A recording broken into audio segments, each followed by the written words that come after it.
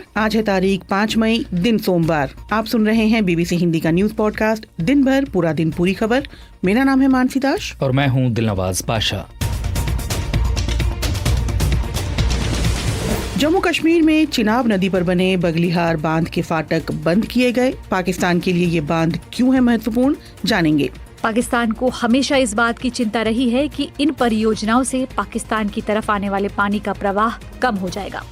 पहलगाम हमले में मारे गए नेपाली युवक सुदीप न्योपानी की मां की बात भी सुनवाएंगे। बोला था ना, हिंदू एक साइड हुआ, मुस्लिम एक साइड है। मुस्लिम बोला था तो मेरा बेटा शायद बचने का थोड़ा आस नहीं, बोला हिंदू बोला। भारत और पाकिस्तान में जारी तनाव के बीच ईरान के विदेश मंत्री पहुंचे इस्लामाबाद। जल्द करेंगे भारत का दौरा। जानकार से समझेंगे अपने दो दोस्त देशों के बीच अपनी भूमिका कैसे साधेगा ईरान। अगर इन केस अगर चीजें बढ़ती हैं तो ईरान पे और प्रेशर बढ़ेगा। सबसे बड़ा खतरा होगा जो ग्लोबल डिस्कोर्स है ईरान को लेके, उसमें और बहुत ही तेजी आएगी। गजा में इसराइल के सैन्य अभियान को व्यापक करने की योजना पर भी करेंगे चर्चा। जानकार से समझेंगे कि आखिर गजा में इजराइल अब और क्या हासिल करना चाहता है। आगे बढ़े उससे पहले दिलनवाज पाशा से सुनते हैं देश दुनिया की खबरें।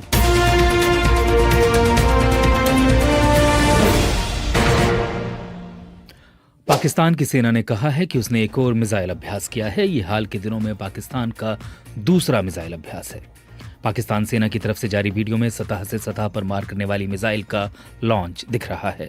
ये मिसाइल 100 किलोमीटर दूर तक मार कर सकती है। पाकिस्तान ने यह परीक्षण ऐसे समय किया है जब भारत के साथ तनाव बढ़ा हुआ है।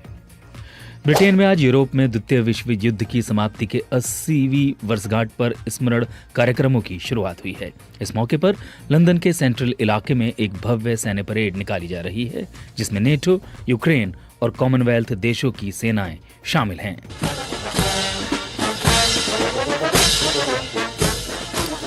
इस परेड की औपचारिक शुरुआत नॉर्मंडी लैंडिंग्स में शामिल 100 वर्षीय पूर्व सैनिक एलन कैनेट ने की।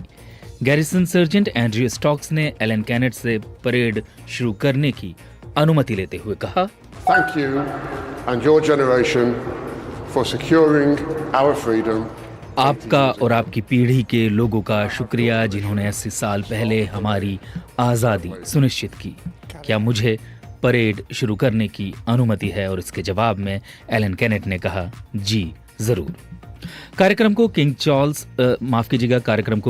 चार्ल्स और शाही परिवार के अन्य सदस्य देख रहे हैं। संसद भवन स्क्वायर से बकिंघम पैलेस तक बड़ी संख्या में लोग परेड मार्ग के दोनों ओर इकट्ठा हैं। इससे पहले अभिनेता टिमोथी स्पॉल ने 1945 में विंस्टन चर्चिल द्वारा दिए गए विक्ट्री डे भाषण के अंश पढ़े। परेड के समापन पर रॉयल एयरफोर्स की red arrow team fly past प्रस्तुत करेगी। लिथुआनिया ने कहा है कि वह रूस और बेलारूस से सटी अपनी सीमा पर सुरक्षात्मक उपायों पर करीब $1 अरब से अधिक खर्च करेगा। इसमें से अधिकतर पैसा टैंक रोधी बारूदी सुरंगें बिछाने पर खर्च किया जाएगा। इसके अलावा ड्रोन रोधी हथियारों और चेतावनी सिस्टम अपग्रेड करने पर भी भारी खर्च किया जाएगा। लिथुआनिया बारूदी सुरंगों के इस्तेमाल पर रोक लगाने वाली ओटावा संधि पर हस्ताक्षर करने वाले देशों में शामिल था, लेकिन रूस के यूक्रेन पर हमले के बाद से लिथुआनिया समेत कई देश इस संधि से अलग हो चुके हैं। यूरोपीय संघ ने विदेशी वैज्ञानिकों, विशेष रूप से अमेरिका के वैज्ञानिकों को आकर्षित करने के लिए एक बड़ा अभियान शुरू किया है। माना जा रहा है कि यह पहल उन अमेरिकी वैज्ञानिकों को ध्यान में रखकर की गई है जो राष्ट्रपति डोनाल्ड ट्रंप की नीतियों से असंतुष्ट है। इस अभियान की शुरुआत करते हुए सॉर्बोन विश्वविद्यालय में दिए गए एक भाषण में यूरोपीय संघ की आयुक्त उर्सुला वॉन डेर लेयन ने कहा, Unfortunately, we see today that the role of science दुर्भाग्यवश हम देख रहे हैं कि आज की दुनिया में विज्ञान की भूमिका पर सवाल उठाए जा रहे हैं।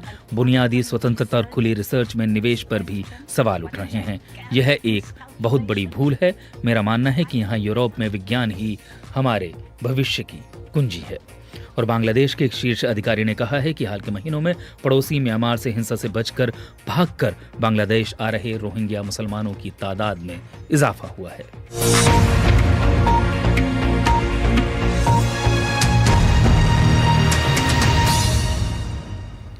जम्मू कश्मीर के पहलगाम में हुए हमले में 26 लोगों की मौत के बाद भारत और पाकिस्तान के बीच तनाव अपने चरम पर है। दोनों मुल्कों के नेताओं की ओर से लगातार बयान आ रहे हैं और इस मामले की गूंज संयुक्त राष्ट्र सुरक्षा परिषद में भी सुनाई दे रही है। जी मानसी, बिल्कुल। सुरक्षा परिषद ने बंद कमरे में पाकिस्तान और भारत के बीच मौजूदा हालात पर चर्चा की है और इधर आज दिल्ली में प्रधानमंत्री नरेंद्र मोदी ने रक्षा सचिव राजेश कुमार सिंह से मुलाकात की है। इससे पहले कल उन्होंने chief of air staff air chief marshal AP Singh से मुलाकात कर सुरक्षा स्थिति का जायजा दिया था और उससे पिछले कुछ दिनों में उन्होंने नेवी चीफ और दूसरे सैन्य प्रमुखों से भी बात की थी। जी और इधर आज शाम कुछ देर पहले भारत के गृह मंत्रालय ने कई राज्यों से सिविल डिफेंस को मजबूत करने के लिए 7 मई को व्यापक अभ्यास करने के लिए कहा है। जी बिल्कुल, जो सिविल डिफेंस है उसको परखा जाएगा। इसके अलावा स्टूडेंट्स को, आम नागरिकों को ट्रेनिंग दी जाएगी कि आपात स्थिति अगर होती है, कोई हमला अगर होता है तो किस तरीके से उससे निपटा जाए। इसके अलावा जो महत्वपूर्ण इमारतें हैं, संस्थान हैं, उनको कैमोफ्लाज यानी कैसे ढका जाए हवाई हमले से बचने के लिए, इसकी भी प्रशिक्षण होगा। इसके अलावा एयर सायरन, हवाई सायरन बजने पर क्या किया जाए, अगर कोई आपात स्थिति, युद्ध के हालात पैदा होते हैं तो आम नागरिक उससे कैसे निपटे, इसकी तैयारी के लिए मॉक ड्रिल किए जा रहे हैं और इन्हें एक अहम संकेत माना जा रहा है भारत और पाकिस्तान के बीच बढ़ते तनाव के मद्देनजर। जी, और इधर ईरान के विदेश मंत्री अब्बास अरागची आज पाकिस्तान पहुंचे हैं और इसी सप्ताह वो भारत आने वाले हैं। ईरान जो भारत और पाकिस्तान के बीच मध्यस्थता की पेशकश कर चुका है, वो कैसे अपने हित साधेगा, इस पर एक्सपर्ट से आगे बात करेंगे। लेकिन उससे पहले सुरक्षा परिषद की बात कर लेते हैं दिलनवाज।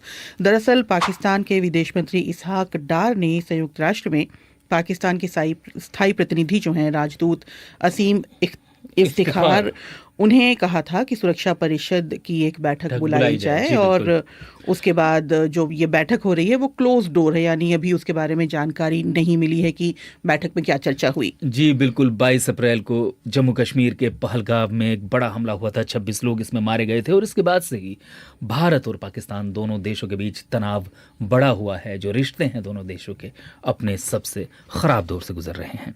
पाकिस्तान के रक्षा मंत्री समेत कई नेता भारत की तरफ से सैन्य कार्रवाई की आशंका जता रहे हैं। वहीं भारत में भी पाकिस्तान के खिलाफ कड़ी कार्रवाई की मांग की जा रही है। रक्षा मंत्री राजनाथ सिंह एक कार्यक्रम में बिना किसी मुल्क का नाम लिए कहा कि सेना के साथ मिलकर देश पर आंख उठाने वालों को करारा जवाब दिया जाएगा। रक्षा मंत्री के रूप में मेरा दायित्व है कि मैं अपने सैनिकों के साथ मिलकर देश की सीमाओं की सुरक्षा सुनिश्चित करूं और मेरा यह दायित्व है कि अपनी सेना के साथ मिलकर देश के ऊपर आंख उठाने वालों को मुंहतोड़ जवाब दूं। मैं आपको आश्वस्त करना चाहता हूं, प्रधानमंत्री मोदी जी के नेतृत्व में जैसा आप चाहते हैं वैसा होकर रहे। पहलगाम हमले के बाद भारत ने कई कूटनीतिक कदम उठाए हैं दिलनवाज, जैसे भारत में रह रहे पाकिस्तानी नागरिकों का वीजा रद्द करना, वाघा सीमा बंद करना, सिंधु जल समझौता रद्द करना, इसके अलावा पाकिस्तान से आयात निर्यात बंद कर देना, पाकिस्तान के जो जहाज हैं बंदरगाहों पर उनकी एंट्री रोक देना। जी, और सिंधु जल समझौते की बात हो रही है तो ये जानना जरूरी है कि जम्मू के रामबन में चिनाब नदी पर एक बांध है बगलिहार, इसके फाटक आज बंद किए गए हैं और अखनूर से जो तस्वीरें सोशल मीडिया पर सामने आ रही हैं उनमें ये देखा जा रहा है कि बांध के निचला हिस्सा जो है वहां पानी नहीं है। एक स्थानीय निवासी रामसुर शर्मा को सुनते हैं कि मेरी 75 साल आयु हो गई है और पहली बार देखा है कि दरिया चनाब का पानी भी बंद हो सकता है। जैसे मोदी जी ने जो फैसला किया है उस फैसले का मैं बहुत उनका धन्यवाद करता हूं और हैरान हूं कि इतना तेज बहाव दरिया चनाव के अंदर होता था, लेकिन आज पूरा पानी बंद हो गया है। 1.5 या 2 फुट पानी है। मुझे उम्मीद है कि हो सकता है 2 घंटे के बाद ये भी पानी जो है बंद हो जाए। जी, और एक और स्थानीय निवासी कल्याण सिंह को सुनते हैं। मैं आज दरिया चनाब के किनारे आया था और मैंने यहाँ देखा कि ये जो पानी है जो कि कम से कम 25-30 फुट बहता था और बड़ी फ्लो के साथ बैठता था, आज जो है इसमें 1.5 से 2 फुट पानी बचा हुआ है और हम ये चाहते हैं कि ये एक बूंद भी पानी जो है पाकिस्तान को ना दी जाए, यह किसी और जगह यूज किया जाए। मिल रही जानकारी के अनुसार बगलिहार और किशनगंगा हाइड्रो इलेक्ट्रिक बांध ऐसे बांध हैं जो भारत को पानी छोड़ने का वक्त तय करने की ताकत देते हैं। लेकिन बगलिहार बांध पाकिस्तान के लिए क्यों अहम है, ये बता रही हैं बीबीसी संवाददाता सुमिरनप्रीत कौर। देखिए, साल 1960 में वर्ल्ड बैंक की मध्यस्थता में भारत और पाकिस्तान के बीच सिंधु जल समझौता हुआ था। इस समझौते के तहत दोनों देशों के बीच सिंधु और इसकी सहायक नदियों के इस्तेमाल को लेकर सहमति बनी थी। बगलिहार बांध की बात करें तो भारत और पाकिस्तान के बीच ये बांध काफी समय से विवाद का बिंदु रहा है। पाकिस्तान पहले भी वर्ल्ड बैंक से इसमें दखल देने की मांग करता रहा है और कुछ समय के लिए वर्ल्ड बैंक ने इसमें मध्यस्थता भी की। इसके अलावा किशनगंगा बांध को लेकर भी पाकिस्तान आपत्ति जता चुका है और इसकी जांच की मांग करता रहा है। ये दोनों ही बांध हाइड्रो इलेक्ट्रिक है, यानी इससे बिजली बनाई जाती है। बगलिहार बांध के जलाशय में 475 मिलियन क्यूबिक मीटर पानी रखने की क्षमता है। साथ ही इसकी बिजली बनाने की क्षमता 900 मेगावाट है। बांध से बिजली बनाने की योजना को Baglihar hydro electric power project का नाम दिया गया है। हालांकि इस परियोजना पर विचार साल 1992 से चल रहा था, लेकिन इस पर काम 1999 में ही शुरू हो पाया। इसके बाद कई चरणों में इस पर काम चलता रहा और आखिरकार साल 2008 में ये पूरी तरह बनकर तैयार हुआ था। पाकिस्तान को हमेशा इस बात की चिंता रही है कि इन परियोजनाओं से पाकिस्तान की तरफ आने वाले पानी का प्रवाह कम हो जाएगा। सिंधु जल संधि के तहत सिंधु बेसिन की 3 पूर्वी नदियों रावी, ब्यास और सतलुज का पानी भारत को आवंटित किया गया। वहीं 3 पश्चिमी नदियों सिंधु, झेलम और चिनाब के जल का 80% हिस्सा पाकिस्तान को आवंटित किया गया। सिंधु जल संधि के मुताबिक भारत पूर्वी नदियों के पानी का कुछ अपवादों को छोड़कर बेरोक टोक इस्तेमाल कर सकता है। वहीं पश्चिमी नदियों के पानी के इस्तेमाल का कुछ सीमित अधिकार भारत को भी दिया गया है, जैसे बिजली बनाना, कृषि के लिए सीमित पानी। बगलिहार बांध पाकिस्तान के लिए क्यों महत्वपूर्ण है, ये बता रही थी सुमिरन। और आपको ये बता दें कि पहलगाम हमले में जो लोग मारे गए उनमें एक व्यक्ति नेपाल के नागरिक थे। नेपाल के सुदीप न्योपाने का नाम भी उनमें शामिल है, जो अपने परिवार के साथ भारत घूमने आए थे और घटना के दिन पहलगाम में थे। बीबीसी संवाददाता रजनीश नेपाल के बुटवल शहर पहुंचे, जहां सुदीप का घर है, और वहां उन्होंने सुदीप के परिवार से बात की। सबसे पहले सुनते हैं सुदीप की मां रीना पांडे को।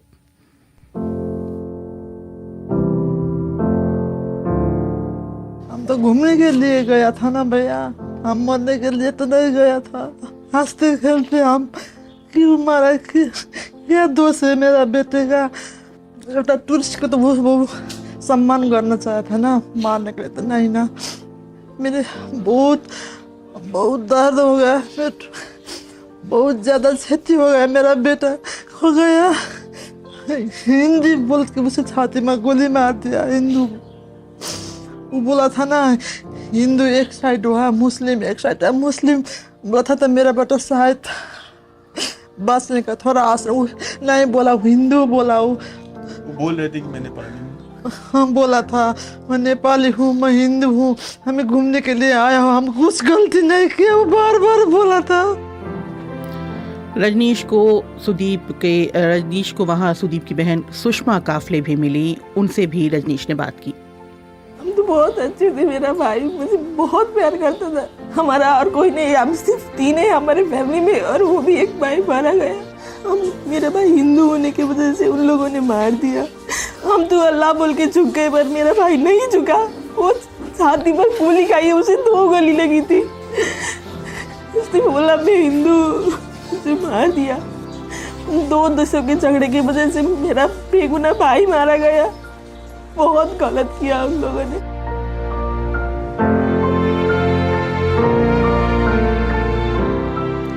पहलगाम हमले में मारे गए लोगों के परिवार गहरे दर्द और वेदना से गुजर रहे हैं। और इधर ईरान के विदेश मंत्री अब्बास अरागची आज अपने आधिकारिक दौरे पर पाकिस्तान पहुंचे हैं। इसके बाद इसी सप्ताह भारत का दौरा करने वाले हैं। उनकी भारत यात्रा पूर्व नियोजित थी, लेकिन अब वो भारत आने से पहले पाकिस्तान भी पहुंचे हैं। अब्बास अरागची दरअसल पाकिस्तान यात्रा के बाद वापस तेहरान लौटेंगे और फिर वहां से 8 मई यानी गुरुवार को भारत आएंगे। यानी वो पाकिस्तान और भारत का दौरा एक साथ नहीं कर रहे हैं। और दिलनवाज, अगर ईरान की बात करें तो ईरान पाकिस्तान का पड़ोसी देश है। दोनों देशों के बीच लंबी सीमा है। वहीं भारत के साथ जो ईरान के संबंध हैं वो ऐतिहासिक पारंपरिक रूप से दोस्ताना संबंध रहे हैं। दोनों के बीच व्यापार भी अच्छा खासा होता है। इसके अलावा भी दोनों के संबंध गहरे हैं। भारत ने ईरान के चाबहार बंदरगाह में करीब $50 करोड़ का निवेश किया है। चाबहार के जरिए भारत अफगानिस्तान और मध्य एशिया के बाजारों तक पहुंचना चाहता है। वहीं पाकिस्तान के साथ भी ईरान के अच्छे रिश्ते हैं। पाकिस्तान को मान्यता देने वाला पहला मुल्क ईरान ही था।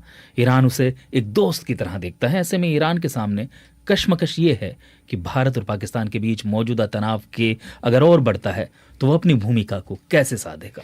ये इसलिए भी महत्वपूर्ण है क्योंकि ईरान ने जब पहलगाम हमले के बाद जब भारत और पाकिस्तान का तनाव बढ़ने लगा था तो ईरान ने कहा था कि वो मध्यस्थता कर सकता है दोनों के बीच में। और इसी पर Indian council of world affairs से जुड़े सीनियर फेलो डॉक्टर फजल रहमान सिद्दीकी बता रहे हैं कि ईरान अपने हितों को कैसे बचाएगा। पहली बात तो सबसे बड़ा ईरान के लिए चैलेंज होगा वो होगा डिप्लोमेटिक चॉइस। ईरान ये क्लेम करता रहा है कि इंडिया हमारा बहुत ही सिविलाइजेशनल, कल्चरल, पॉलिटिकल रिलेशनशिप रही है, लेकिन इस रेटोरिक के लिए उसको मतलब एक बहुत कुछ साबित करना पड़ेगा। और at a time Pakistan being a nuclear state, being a Muslim state, और उसके अलावा एक जो अरब एक बात ये चल रही है कि एक नॉन अरब जो है, एक मुस्लिम अलायंस, एक मुस्लिम कंट्री की बात चल रही है, तो उसमें ईरान के लिए सबसे बड़ा डिफिकल्ट चॉइस होगा डिप्लोमेटिक चॉइस, स्ट्रेटेजिक चॉइस। उन दो में वो कैसे किस तरह से चूज करते हैं इंडिया एंड पाकिस्तान के बीच में, सबसे बड़ा चैलेंज होगा उनके लिए। पहला चैलेंज होगा, और ये चैलेंज बहुत ही मुश्किल होगा इसलिए कि दोनों से तकरीबन रिश्ते, अभी अब याद होगा कि प्रेसिडेंट रईसी, लेट रईसी जो है अभी अपने इंतकाल से पहले पाकिस्तान गए थे, उन्होंने बहुत सारी चीजें कही थी कि मतलब उसमें जो है एक बहुत ही बड़ी सिंबॉलिक विजिट थी वो, कि now there is a kind of non Arab alliance जिसमें पाकिस्तान, ये बात बहुत पहले भी आई थी कि पाकिस्तान होगा, ईरान होगा, टर्की होगा, इंडोनेशिया होगा, मलेशिया होगा, लेकिन उस पर एक तरह के लोगों का एक अल्टरनेटिव एक चीजें आ रही हैं, तो वो ईरान को कहीं ना कहीं से एक्सपोज कर देगा और Iran will be forced to make a decisive choice, जो ईरान कभी नहीं चाहेगा। दूसरी बात यह है कि जो अगर इन केस अगर चीजें बढ़ती हैं तो ईरान पे और प्रेशर बढ़ेगा। सबसे बड़ा खतरा होगा जो ग्लोबल डिस्कोर्स है ईरान को लेके, उसमें और बहुत ही तेजी आएगी, बहुत ही इंटेंसिटी आएगी, और उसमें एक नए तरह का डिबेट होगा कि देखिए दो न्यूक्लियर पावर से इस एरिया में कितना टेंशन है, अगर तीसरा हो जाएगा तो उससे अमेरिका के पास, इजराइल के पास और यूरोपियन कंट्री के पास एक नए तरह का एक्सक्यूज आएगा जो फर्दर ईरान को अंडर प्रेशर लेगा। तो ईरान पे फर्दर प्रेशर बढ़ेगा कि अपने पूरे उसको अबेंडन कर दिया जाए, जो कि नेगोशिएशन चल रहा है कि नहीं, वो बहुत ही सिविलियन प्रोग्राम है, ये प्रोग्राम है, तो उससे ईरान को एक अच्छा खासा झटका लग सकता है, मतलब बहुत बड़ा झटका लग सकता है। तीसरी बात यह है कि ईरान से पाकिस्तान बहुत दूर नहीं है, ईरान से इंडिया बहुत दूर नहीं है, तो ये जो वॉर है मतलब इसमें एक अगर चीजें बढ़ती हैं कि वॉर एक्सपैंड करता है। फॉर एग्जाम्पल पाकिस्तान, मतलब फिर अगर समझिए कि अफगानिस्तान भी पाकिस्तान का अपना एक अलग तरह का, इंडिया का भी वहां अप्रोच है अफगानिस्तान का। अगर बाय द वे इंडिया अगर अपनी दूसरे जो उससे जो रिलेशनशिप है उसकी और दूसरी कंट्री से, उससे अगर किसी तरह की मदद चाहता है, ये कहता है, तो उसमें ईरान के लिए बड़ा मुश्किल होगा कि अपने आप को उस स्प्लिट करना उस वार से। जैसे फॉर एग्जाम्पल चाइना अगर मतलब वो करता है, फॉर एग्जाम्पल चाइना और पाकिस्तान, ईरान के टाई बड़ी स्ट्रांग है, आपने देखा होगा इधर 2-3 साल में। हो सकता है कि चाइना भी ईरान को प्रेशराइज करे, तब you can not go along with India, you have to somehow either you have to remain neutral or you have to come along with me, with China, Pakistan और ईरान का। तो ये भी एक चैलेंज होगा कि चाइना को किस तरह से, जबकि चाइना और रशियन टाई, स्ट्रेटेजिक टाई, ये सब चीजें बहुत बढ़ रही हैं। ईरान ने भारत और पाकिस्तान के बीच मध्यस्थता कराने की पेशकश भी की है, लेकिन सवाल ये है कि क्या ईरान इस स्थिति में है। इसलिए इसकी वजह यह है कि देखिए ये तो एक जो इस तरह के स्टेटमेंट होते हैं बहुत ही ऑफिशियल होते हैं, एक रिस्पॉन्सिबल एक्टर की तरह। आप रीजन की एक बड़ी कंट्री ईरान है तो इनका बहुत ही रूटीन स्टेटमेंट होता है। पहली बात तो इंडिया ने बहुत ही आउटराइटली इसको, सऊदी अरब ने भी कहा, ईरान ने भी कहा, तो दोनों, ईरान ने एक ऑफर दिया कि मीडिएट करेंगे, लेकिन वो मीडिएशन का अब जो है उसका स्कोप था वो तकरीबन इंडिया ने बहुत पहले खत्म कर दिया है। और जैसे थे टेंशन अभी आज उन्होंने देखिए, आज उन्होंने जयशंकर ने कहा है कि हमें प्रीचर नहीं चाहिए, हमें पार्टनर चाहिए। तो India is looking more for a partnership kind of alliance rather than telling something, mediating something, intervening something and trying to play a kind of bigger role. उसमें इंडिया इसमें कोई, एक तो इंडिया इसको एक्सेप्ट नहीं करेगा, और दूसरी बात ये भी है कि ईरान के अभी खुद अपने इतने बड़े क्राइसिस से एम्ब्रॉयल्ड है अभी, इसलिए कि इंडिया ने शायद उनको एक हल्का सा मैसेज दिया हो कि you can not come Pakistan and India both, तो यू हैव टू डिहाइफनेट। कहीं ना कहीं से इंडिया ये मैसेज देना चाहता है कि आप पहले पाकिस्तान आइए, हम एक स्टैंड एलोन विजिट चाहते हैं। और आपको बता दूं मैं कि ऐसे ही एक विजिट हुई थी जब MBS आए थे मेरे ख्याल में, दैट वाज उरी और पुलवामा आए थे, I am not exactly correct. वो पाकिस्तान से इंडिया आने वाले थे मोहम्मद बिन सलमान, लेकिन पाकिस्तान आए, उसी बीच ये हुआ, तो he went back to Saudi Arabia, then he came to India. तो इंडिया का एक बहुत ही स्ट्रांग मैसेज है कि हमारी इस क्राइसिस में आप पाकिस्तान जाएंगे फिर इंडिया आएंगे, तो इसका मतलब है कि आप पाकिस्तान को प्रायोरिटी दे रहे हैं। तो उनसे कहीं ना कहीं से एक इंडिया ने डिप्लोमेसी दिया होगा कि आप जाएं, पाकिस्तान से आके वापस जाएं। ये विजिट स्टैंड एलोन विजिट होगी, तो उससे भी बात क्लियर हो जाती है कि इंडिया किसी तरह की मीडिएशन से, किसी तरह की इंटरवेंशन से कम इन पावर से तो इंडिया को कोई मतलब सरोकार नहीं है। इंडिया किसी भी तरह से उसको एक्सेप्ट नहीं करेगा। तो ये थे Indian council of world affairs से जुड़े senior fellow doctor Fazlur Rahman Siddiqui.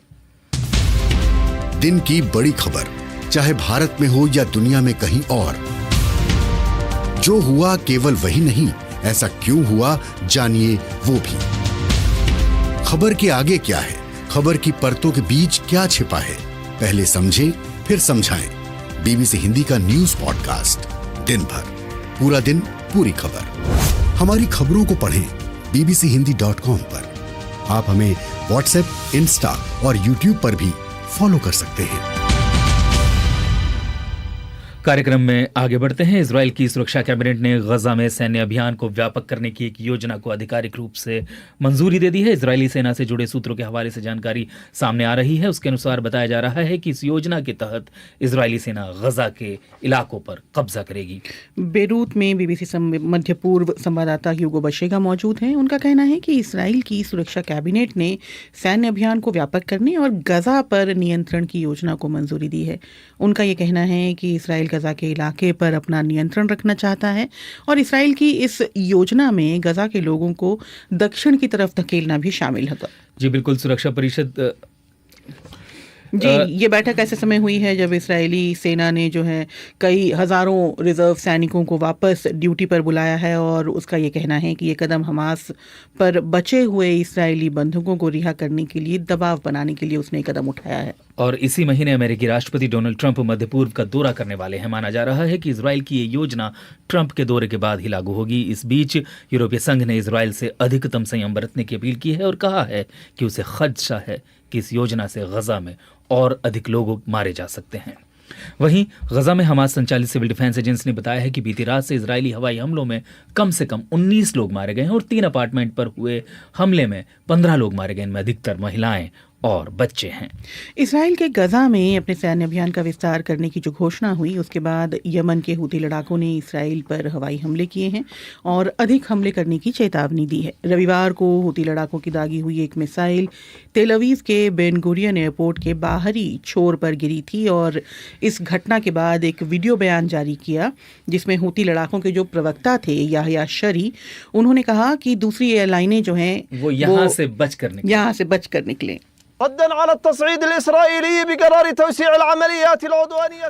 Yahya शरी कह रहे हैं, यमन की सेनाओं ने घोषणा की है कि वो इजराइल के हवाई अड्डों को लगातार निशाना बनाकर इजराइल के हवाई क्षेत्र में व्यापक नाकेबंदी लागू करेंगे। लॉर्ड एयरपोर्ट, जिसे इजराइल में बेन गुरियन एयरपोर्ट कहा जाता है, को सबसे ज्यादा निशाना बनाया जाएगा। हम सभी अंतर्राष्ट्रीय एयरलाइनों से अपील करते हैं कि वो इस बयान को गंभीरता से लें और उनके सभी एयरपोर्टों से अपनी उड़ानें रद्द कर दें। याह्या शरी ने यह भी कहा कि उन्होंने हाइपरसोनिक बैलिस्टिक मिसाइल दागी थी जो ठीक निशाने पर लगी थी और यह हमला इस बात का सबूत है कि अमेरिका और इजरायली मिसाइल रक्षा प्रणाली इसे नाकाम करने में विफल रही हैं। वहीं इजराइल के प्रधानमंत्री बेंजामिन नेतन्याहू ने कहा है कि वह यमन पर जवाबी हमला करेंगे। The whole world is being challenged by the Houthis, including in the dastardly attack they did today. Benjamin Netanyahu कह रहे हैं, हूती पूरी दुनिया को चुनौती दे रहे हैं। उन्होंने बेन गुरियन एयरपोर्ट पर कायराना हमला किया। हम इसे बर्दाश्त नहीं करेंगे। हम उनके खिलाफ बहुत सख्त कार्रवाई करेंगे और हम इस बात को हमेशा याद रखेंगे कि वो अपने समर्थक ईरान के इशारे पर उसके सहयोग से ये सब कर रहे हैं। अपनी सुरक्षा के लिए जो भी जरूरी होगा हम वो कदम उठाएंगे और ईरान को जरूरी चेतावनी देंगे कि ये सब बर्दाश्त नहीं किया जाएगा। यमन के हूती लड़ाकों का कहना है कि वो फलस्तीनी लोगों और इजराइल के हमले झेल रहे लेबनान और सीरिया जैसे दूसरे अरब देशों के समर्थन में इजराइल पर हमले कर रहे हैं। पॉडकास्ट में सीधे शामिल करते हैं मध्य पूर्व मामलों के जानकार हरेंद्र मिश्रा को। जो श्रोता हमारा पॉडकास्ट सुनते हैं वो पहले ही हरेंद्र मिश्रा को जानते हैं, सुनते रहे हैं। हरेंद्र जी, सबसे पहले हूती विद्रोही और यमन के मामले में आपसे ये जानना चाहेंगे कि नेतन्याहू ने एक तरफ जब कहा कि जवाबी कार्रवाई की जाएगी तो उन्होंने एक तरह से ईरान पर आरोप लगाया। तो क्या हम ये माने कि एक और फ्रंट पर इजराइल बढ़ने को तैयार है? देखिए, पहली बात तो यह है कि इजराइल युद्ध के शुरू से ही कहता आ रहा है कि ये युद्ध जो है वो 7 फ्रंट्स पे लड़ रहा है। तो एक फ्रंट की बात नहीं है। तो ये जिस फ्रंट की आप बात कर रही हैं, इसको लेकर के इजराइल ने शुरू में ही ऐलान कर दिया था, क्योंकि अक्टूबर 7, 2023 के हमले के ठीक बाद से वहां पर जैसे इजरायली कार्रवाई शुरू हुई गजा में, हूथियों ने उसी समय से इजराइल पर हमला करना शुरू कर दिया था और इजराइल ने कहा कि ये भी एक फ्रंट है। तो उन 7 फ्रंट्स में ये भी एक फ्रंट जो है शामिल था। तो ऐसे में लगातार बात ऐसी ही होती रही है। तो इजराइल जो है वो हूथियों के खिलाफ हमेशा ही युद्ध कर रहा था। बात यह है कि अमेरिका ने इजराइल पर दबाव डाल करके ये कहा कि वो उससे बाहर निकले। उसने एक अंतरराष्ट्रीय गठबंधन बनाने की कोशिश की और कहा कि ये जो हूथियों के खिलाफ जो कार्रवाई है उसको अमेरिका लीड करेगा। तो इजराइल बैकफुट पर आ गया था, थोड़ा सा वो पीछे हट करके, और उसने कहा कि ठीक है, ये अंतरराष्ट्रीय जो गठबंधन है वो इस मोर्चे को संभालेगा। लेकिन अगर याद करें तो पहले भी इजराइल वहां पर काफी बड़ा हमला कर चुका है। वहां पर होदेदा पोर्ट पर एक बहुत बड़ी कार्रवाई हुई थी इजराइल की। तो ये फ्रंट जो है ये हमेशा ही वहां पर इजराइल इसको मानता रहा है कि ये एक फ्रंट है जहां पर उसे लड़ाई करनी है। ये कोई नई बात नहीं है। इस हमले के बाद जो है माना यह जा रहा है कि इजराइल एक बड़ी कार्रवाई की तैयारी कर रहा है। क्या इजराइल के भीतर से इस तरह की कुछ संकेत मिले हैं या सुरक्षा कैबिनेट में इसे लेकर चर्चा हुई है? देखिए, सुरक्षा कैबिनेट ने गजा में युद्ध के विस्तार को लेकर के बात की है, उसको मंजूरी दी है, जो प्रस्ताव रखा गया था प्रधानमंत्री बेंजामिन नेतन्याहू की तरफ से। और वहां और जो आरक्षित जो सैनिकों को बुलाने की बात है वो पहले ही शुरू हो चुकी थी। इस मंजूरी को मिलने के पहले, सुरक्षा कैबिनेट की मंजूरी के मिलने के पहले ही उनको बुलाना शुरू कर दिया था, रिजर्विस्ट सोल्जर्स को। लेकिन ये जो चीज है ये कल के हमले के बाद जो है इसको लेकर के काफी गंभीर चर्चा यहाँ पर देखने को मिल रही है। और तमाम जो यहाँ पर जो इजराइल के तमाम वरिष्ठ नेता हैं, सभी के तरफ से इस तरह का बयान आया है कि इसके खिलाफ जो है जवाबी कार्रवाई जरूरी है, जिससे कि मनोबल जो है वो देश का और साथ ही साथ फौज का जो मनोबल है वो बना रहे। और इसके तहत जो है एक प्लान जो है वो तैयार किया जा रहा है। इस तरह की बात यहाँ पर सुरक्षा सूत्रों से कहा जा रहा है। जी, गजा में जो सैन्य अभियान है उसको व्यापक करने की बात भी हो रही है। तो अब युद्ध विराम का जो था वो तो टूट गया, आगे बढ़ नहीं पाया, मार्च ही के महीने में टूट गया था। अब गजा में जो सैन्य विस्तार की बात आ रही है उसमें ये आशंका आ रही है कि कहीं गजा पे कब्जा तो नहीं करना चाहते नेतन्याहू। देखिए, पहली बात तो यह है कि गजा में एक बफर जोन बन गया है। तो गजा के चारों तरफ से जो बाहरी इलाके हैं, जो पेरिफेरल इलाके हैं, उस पे पिछले 2 महीने के दौरान इजराइल ने कब्जा कर रखा है। गजा के जो लोग हैं वो पूरी तरह से आप माने तो इजरायली फौज से घिरे हुए हैं। जो जितने भी ये पूरा जो पेरिफेरल इलाका है वहां पर वो बफर जोन चारों तरफ से इजराइल ने बना रखा है। यानी कि यहाँ तक कि समुद्र के रास्ते से भी गजा में प्रवेश करना जो है आज के तारीख में वो संभव नहीं है। और इसको लेकर के काफी दिनों से चर्चा चलती रही है। कई सारे विश्लेषक हैं वो ये कहते रहे कि इजराइल की जो रणनीति है वो ये है कि इस तरह से पहले पेरिफेरल इलाकों को कब्जा करके और धीरे धीरे अंदर जाने की उसकी रणनीति है, जिससे कि हमास के ऊपर दबाव बनाया जा सके। और इजराइल कर रहा है वो दबाव बनाने की कोशिश कर रहा है जिससे कि बंधकों की रिहाई हो सके। लेकिन इस बात से इनकार नहीं किया जा सकता कि आज एक बड़ा हिस्सा जो है गजा का वो इजरायली कब्जे में है, इजरायली नियंत्रण में है। और इसकी जो क्षेत्रफल है ये लगातार बढ़ रहा है। और अगर वहां पर बड़ी कार्रवाई की जिस तरह की तैयारी हो रही है उसके मद्देनजर कहा जा सकता है कि धीरे धीरे ये जो है इसका क्षेत्रफल बढ़ता हुआ नजर आएगा। जी हरेंद्र जी, ये कहा जा रहा है कि इजराइल डोनाल्ड ट्रंप के दौरे के बाद जो है इस योजना को आगे बढ़ाएगा। इसका क्या मतलब है? देखिए, डोनाल्ड ट्रंप जो है वो दोनों ही तरह की बातें करते रहे। एक तरफ तो वो ये भी कहते रहे कि इजराइल को उनकी ओर से पूरी छूट है कि वो कोई भी कार्रवाई कार्रवाई को तेजी से चलाए, इस काम को खत्म कर दे। लेकिन दूसरी तरफ यहाँ पर अखबारों में या फिर यहाँ पर अगर सरकारी लोगों से आप बात करें, यहाँ पर अहलकारों से बात करें, तो उनकी ओर से बार बार ये कहा जा रहा है कि अमेरिका जो है वो दबाव भी डाल रहा है इसराइल पर कि युद्ध जो है उसमें तेजी ना लाई जाए, जो है प्रयास किए जाए कि युद्ध विराम हो और साथ ही साथ उसके साथ साथ बंधकों की रिहाई हो। और डोनाल्ड ट्रंप जो है वो दोनों ही तरह की बातें कर रहे हैं। मतलब एक तरफ वो जी बहुत बहुत शुक्रिया हरेंद्र जी। अब हमारे कार्यक्रम जो है समाप्ति की ओर है, लगभग वक्त खत्म हो चुका है, तो आज कार्यक्रम में बस इतना ही। हमें सुनने का शुक्रिया। अब आपसे अगली मुलाकात कल यानी मंगलवार को होगी। तब तक खबरों के लिए जुड़े रहिए BBC हिंदी की वेबसाइट के साथ। आप फेसबुक, एक्स, इंस्टाग्राम और व्हाट्सएप पर भी हमसे जुड़ सकते हैं। आज कार्यक्रम का तकनीकी पक्ष संभाला अजीत सारथी ने। मुझे और दिलनवाज को दीजिए इजाजत। नमस्कार।